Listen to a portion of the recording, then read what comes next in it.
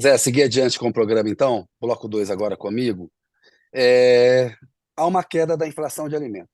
Muita gente ainda tem a percepção de quando vai no mercado que, enfim, o poder de compra diminuiu, a gente sabe o peso que isso tem na política. Detalhe isso mais, Zé, porque a pergunta para Uhum. você é a seguinte: como a queda da inflação de alimentos afeta a popularidade e poder do governo?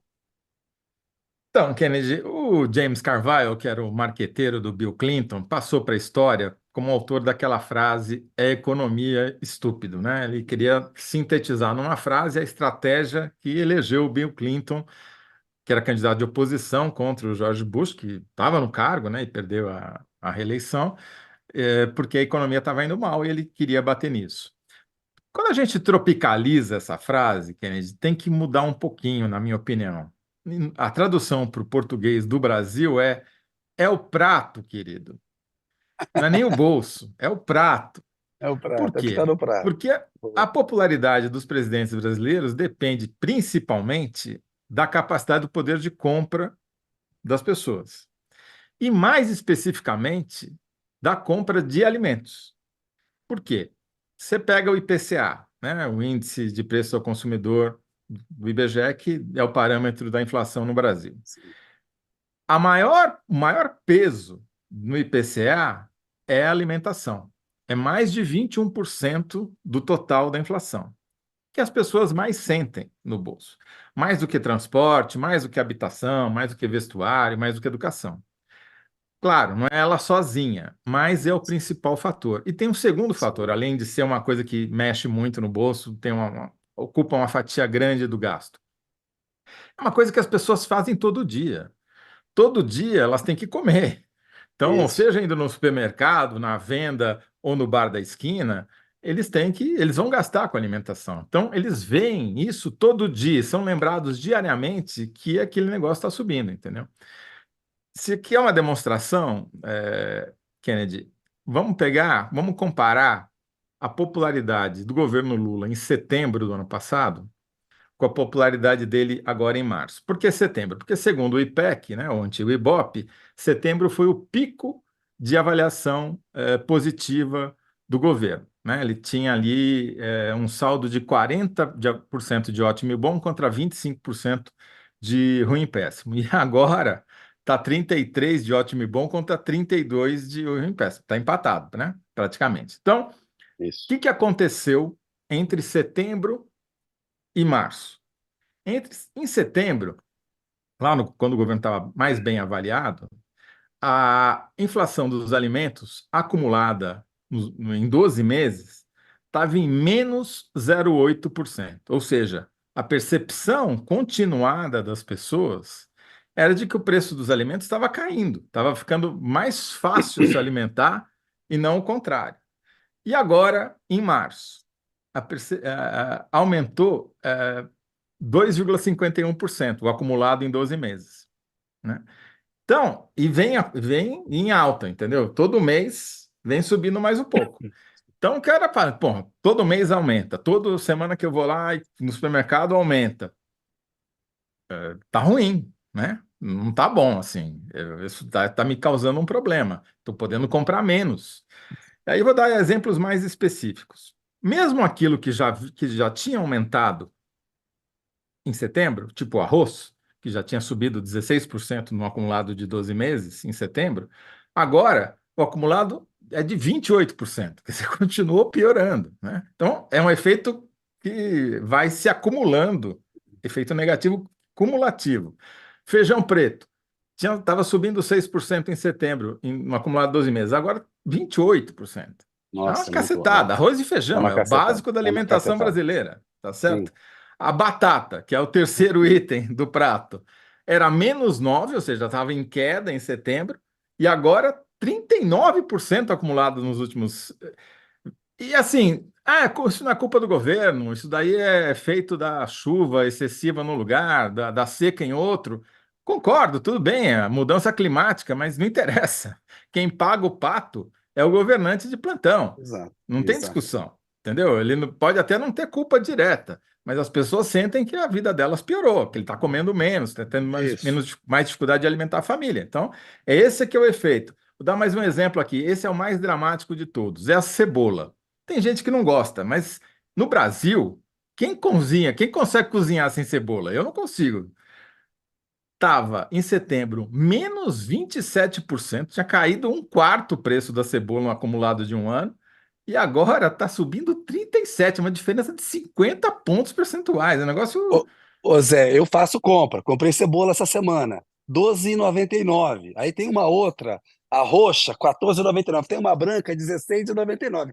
A mais barata lá, 12,99, R$ 13, cara, o quilo da cebola. Tava Pois é, R$ 6 o ano passado, R$ 7. Praticamente, é, né? É, é uma enfim, cacetada, é uma é cacetada. uma E assim é com cacetada. a carne. Aí você fala, não, mas a carne caiu. De fato, a carne caiu 8%. Só que em setembro ela tinha caído 11%. Então, para É, a pessoa, caiu menos. é. Entendeu? A Faz percepção tempo que também a é carne caiu, negativa, é verdade. Já tem um tempo que né? a carne caiu, é isso mesmo. Exato. E o frango é a mesma coisa. Então, assim, aquilo que é mais básico da alimentação, arroz, feijão, carne, batata, cebola, hortaliça, tudo subiu.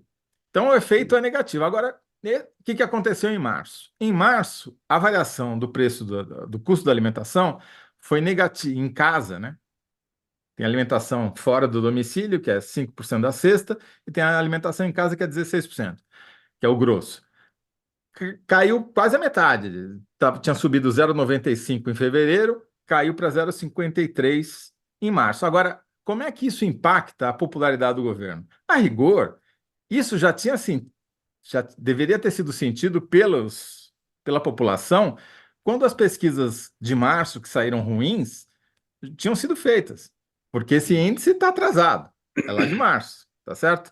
Então, para melhorar a popularidade do governo, não basta ter essa queda em março de 0,95 para 0,53, tem que continuar caindo em abril, em maio, para que em junho, talvez, quem sabe, a popularidade volte a subir. Entendeu? Precisa ser uma queda continuada de pelo menos uns 3 meses, sempre na mesma direção, e principalmente desses alimentos que eu falei, que são os básicos: E o arroz, governo tem que feijão. fazer e o governo tem que fazer o dever de casa dele, estimular a diversidade na produção de alimentos. A gente sabe que monoculturas ocupam espaço, commodities, geram muita renda para o agronegócio, mas que é importante para um país da dimensão do Brasil, com mais de 200 milhões de habitantes, para o impacto, isso que o Zé está falando, que você tem uma diversidade na produção agrícola. Se a gente produz menos feijão, menos arroz, menos cebola, a E coisa você complica até mesmo. tem diversidade, só que quem produz cebola, arroz, são cooperativas. São pequenos produtores que se juntam e têm uma enorme dificuldade de transporte, comercialização. São alimentos perecíveis. É difícil de você. Se você não vende E quando você precisa vender, já era, entendeu? perde. Se chove na hora. Essas culturas também de ciclo muito curto, 2, 3 meses, que a safra. Se chover na época errada, você perde tudo. O risco é muito alto. Então, Sim. você precisa ter mecanismos de seguro agrícola para essas culturas, você precisa ter mecanismos que facilitem o transporte, mecanismos que facilitem a comercialização, enfim, que você incentive essa produção. Isso. Porque esses eventos climáticos desastrosos não são mais excepcionais, eles são corriqueiros. Esse excesso de chuva na época errada ou a seca na época errada vão se repetir e vão se repetir cada vez com mais frequência. Então não adianta olhar para cima, para o céu e falar, puxa, será que vai chover? Não, o governo precisa agir, né? Isso. Claro, não é só a responsabilidade do governo federal, isso é uma responsabilidade que é compartilhada por todas as esferas de governo, porém, é do interesse do próprio governo tomar uma atitude, porque é isso daqui que impacta, É, Kennedy. Eu não tenho mais dúvida quanto a isso. E não sou só eu, não. Tem vários estudos acadêmicos que pegaram, por exemplo, o que aconteceu em 2008, que teve um efeito grande também de aumento e verificaram, constataram lá com métodos mais científicos que os meus, de que, de fato, essa questão da inflação dos alimentos é fundamental para a popularidade de qualquer governante, especialmente no Brasil, onde a alimentação tem um peso excepcionalmente alto. Então, resumindo aqui, é faz o a síntese. prato, querido. O preço dos alimentos é que vai determinar a popularidade do Lula. Boa, ficou essa. É o prato que vai determinar É o Preço? prato. O preço é o prato, dois pontos. É o prato, ponto de exclamação e dois pontos. É o preço dos alimentos que vai determinar a popularidade do Lula. Beleza. E, por Ô Zé, consequência, o hum, poder do governo de barganha no Congresso, né? Ele está sofrendo o isso. que está sofrendo. Acabamos de falar dar mais um exemplo, e vamos citar vários outros na conversa com a Elisa Machado. Mas, obviamente, que se a popularidade do governo não tivesse em baixa, mas em alta, o nível de pressão e chantagem seria outro, né? Isso. Ô Zé, olha só, 3 comentários aqui. Eu quero fazer uma pergunta para você ainda antes de a gente passar lá com a Heloísa, que eu acho que ela ainda está se posicionando aí. Lia Antonelli, óleo, arroz, feijão, café caíram os preços, ela está anotando. Fábio, queimam a Amazônia e reclamam de quebra de safra. Que falta faz o estudo? Não é só mudança climática, é agronegócio priorizando gado e soja. Matheus, falta fortalecer as cadeias de pequenos produtores e estoques reguladores. Muito dinheiro para o Plano Safra e muita timidez para o Pronaf. Quem fez o comentário sobre não é só mudança climática foi a Joana. Shirley Lima. Toledo faz a melhor análise dessa baixa popularidade do governo.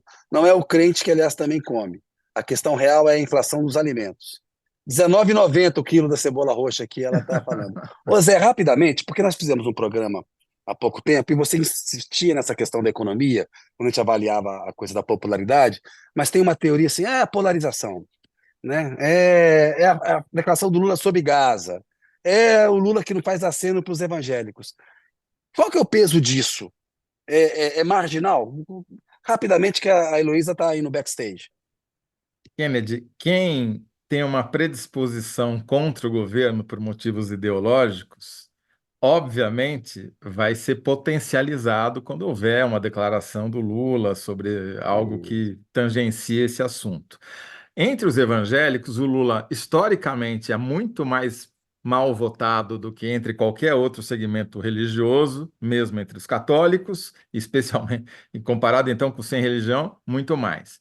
Agora, é óbvio que o bolso todo mundo come, como disse a nossa amiga aí, né? Se o cara já tem uma predisposição contra o governo e ainda o preço da cebola dispara, se o preço da batata dispara, se o preço do arroz dispara, é óbvio que ele vai ficar ainda mais crítico e aquele discurso crítico vai colar com mais facilidade, porque ele está olhando para o prato e o prato está vazio. Se o prato estiver Isso aí. cheio, ele vai ouvir aquilo e vai prestar mais atenção no que ele está comendo e menos do que o Bolsonaro está falando, entendeu? É isso aí. 20, Agora, 20 reais o quilo da polarização é cebola roxa. muleta. Eu não Isso. aguento mais ouvir essa Eu frase. Ah, também não tudo é aguento. polarização. Não, É, polarização. Existe polarização desde que tem democracia no Brasil. O PT sempre esteve polarizando com alguém.